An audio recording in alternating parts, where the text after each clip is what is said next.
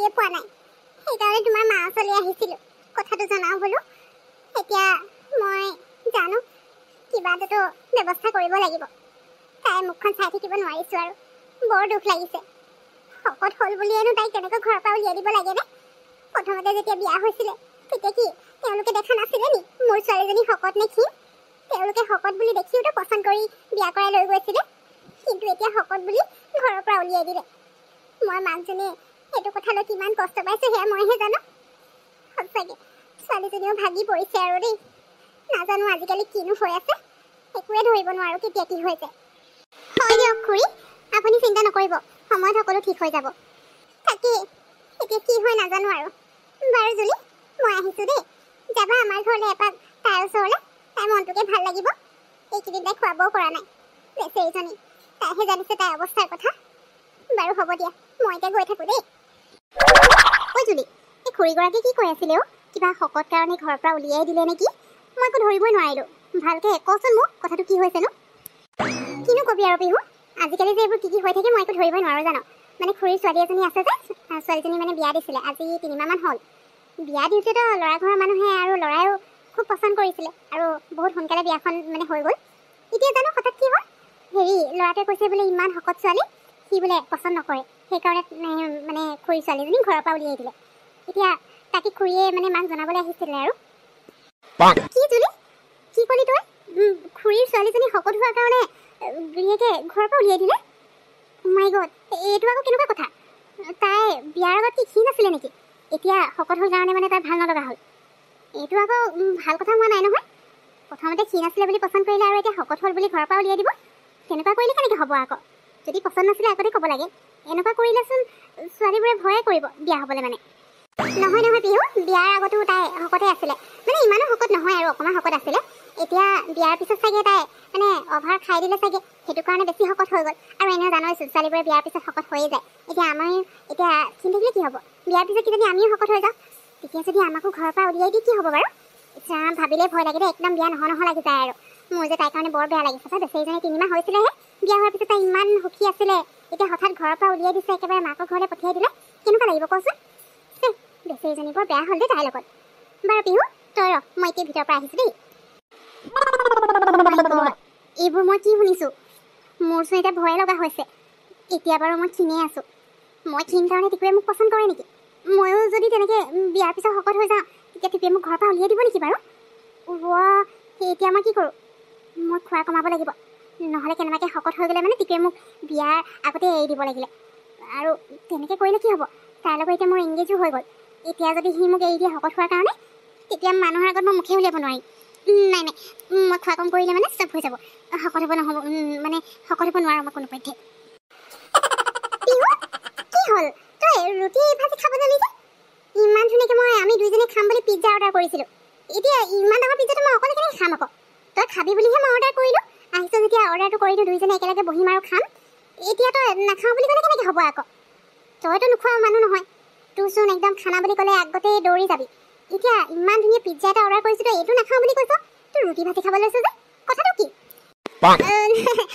নহয় মানে জুলি আজি খাবলৈ মন যোৱা নাই ৰুটি ভাজি মানে আণ্টি ইমান ধুনীয়াকৈ বনাই থৈছে ন সেইকাৰণে আজি ৰুটিকে খাওঁ বুলি ভাবিছোঁ এইবোৰ পিজ্জা চিজ্জা নাখাওঁ আজি দেখাটো ধুনীয়া কিন্তু তথাপিও আজি কেলৈ জানো মোৰ মানে খাবলৈ মনেই যোৱা নাই নহ'লেতো তই জানইচোন এইটো পিজ্জা মোৰ অকলে কাৰণে নহ'লেই হয় আৰু দৰকাৰ হ'ল হয় আজি তই খা আৰু আণ্টি খাব নহয় আণ্টি আপুনি আজি জুলিৰ লগত পিজ্জাকে খাওক মই আজি ৰুটিকে খাওঁ বেলেগ একো নাখাওঁ আৰু মই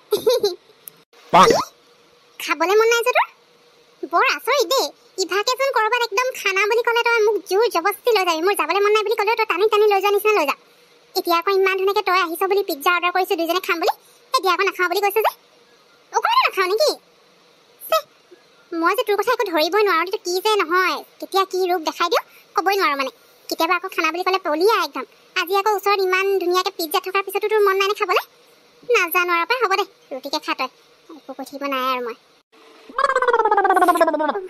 ওচৰত ইমানবোৰ খানা দেখি পিনে একদম ৰ'বই নোৱাৰিছোঁ পাই খাওঁ লাগি গৈছে কিন্তু এইখিনি যদি মই খাই দিওঁ কেনেবাকৈ যদি শকত হৈ যাওঁ মোৰ ওজন বাঢ়ি যায় টিকুৱে মোক এৰি দিব ক'ব নোৱাৰি আজিকালি কাকো ভৰসা কৰিব নোৱাৰি পাই সেইদিনা জুলিহঁতৰ ঘৰলৈ গৈ পিনে যিহে শুনিলোঁ আৰু এতিয়াতো মোৰ বেছি দুগুণ ভয় লগা হৈছে ৰুটিকে খাই কাম চলাই দিওঁ এইবোৰ মুখৰ আগত থৈ পিনে আৰু ইয়াৰ গোন্ধটো লৈ লৈ আৰু ৰুটিখিনি একদম চুবাই যাওঁ আৰু উপায়তো নাই। এতিয়া ক্ষীণাবৰ কাৰণে মানে শকত নহ'বলৈ মই এইবোৰ খোৱাটো কমাবই লাগিব। কষ্ট হ'ব কিন্তু চেষ্টা এটা কৰিব লাগিব আৰু নহ'লে মোৰ ফিউচাৰৰ কথা আছে। টিকুৱে মোক এৰি দিলে কি হ'ব বাৰু? নাই নাই, তেনেকুৱাতো হ'ব দিব নোৱাৰি পাই। আৰু ৰুটিকে খাওঁ মই, বাকী গোন্ধ পাই থাকিলেও হ'ব। কিন্তু নাখায়ো নোৱাৰিছোঁ নহয়। মায়ে ইমান ধুনীয়া টেষ্টি আছে, আজি ইমানবোৰ আইটেম বনালে। আনকালে আকৌ নবনাই। এতিয়া আকৌ যেতিয়া মই খাবলৈ কম কৰিম বুলি ভাবিছোঁ, ভাত খাবলৈ এৰিছোঁ, এতিয়া আকৌ ইমানকেইটা আইটেম বনাই থৈছে। কোনটো খাওঁ কোনটো নাখাওঁ হৈছে। কি কৰোঁ বাৰু এতিয়া?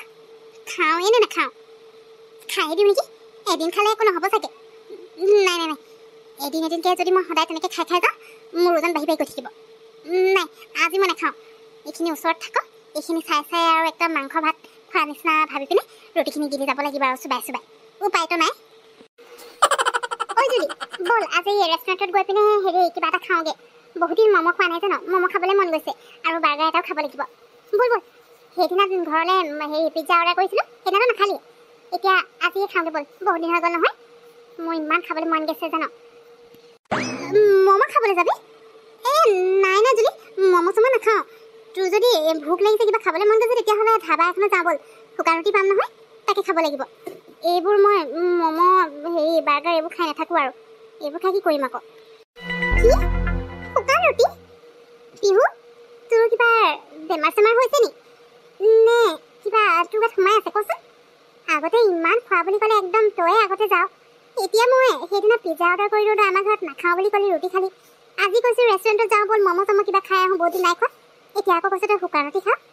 তোৰ কিবা ৰুটি খোৱা ভূত লাগিছে নি বাৰু কচোন? মই যে একো ধৰিব পৰা নাই দেই, তই কিনো কৰি আছ এইবোৰ। মানে তোক কম, কিন্তু তই নাহাঁহিবি দেই।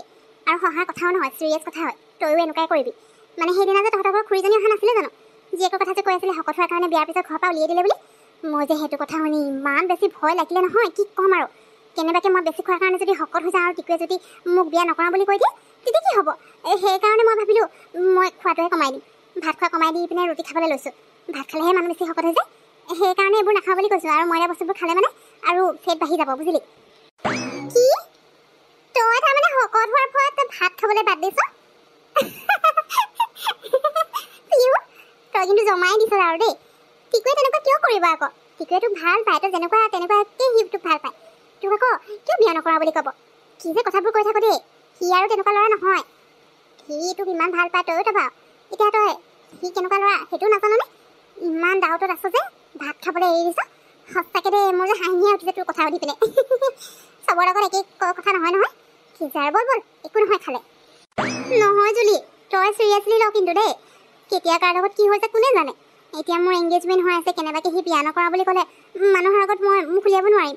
ভাবিব ছোৱালীজনী বেয়া চাগে, সেইকাৰণে এৰি দিলে বুলি। ভয় কৰিব লগা কথাটো। তয়ো চিৰিয়াছলি ল আৰু অকণমান ভাত চাতবোৰ খাবলৈ কমাই দে, বুজিলি? ৰুটি খাবলৈ ষ্টাৰ্ট কৰি দে। তোৰ যদি খাব মন গৈছে তই যা, কিন্তু মই যে এইবোৰ একো নাখাওঁ আজি।